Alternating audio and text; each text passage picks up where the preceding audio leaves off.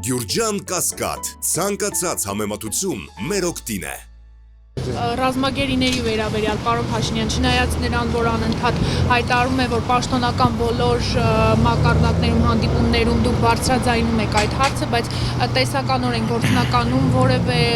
քայլ, որը արդյունավետ է, մենք չենք տեսնում։ Նաև Ռուբեն Վարդանյանը հացադուլ էր հայտարարել դրա մասին, տեղյակ եք, նրա փաստաբանն էր ձեզ դիմել, որ կետեր կան, որոնք տարրական կետեր կան, որոնք Հայաստանի Հանրապետությունը չի իրականացրել մեր գերիներին վերադարձնելու համար։ Նաև մարդիկ են հայտնվել, այսպես ասած, ովքեր ցուցմունք են տվել, օրինակ Ռուբեն Վարդանյանի դեմ։ Գիտեք, մենք ինչպես ասել եմ, բոլոր հնարավոր տեղերում եւ բոլոր հնարավոր ձևերով այդ հարցը բարձրացնում ենք եւ եթե չի լուծվել հարցը, դա ինչ է նշանակում, դա նշանակում է, որ համաձայնություն չկա։ Դա ոչ թե նշանակում է, որ Հայաստանի Հանրապետությունը չի բարձրացնում հարցը, այլ նշանակում է, որ չկա համաձայնություն ըմբռնում։ Դա կարող եմ ասել։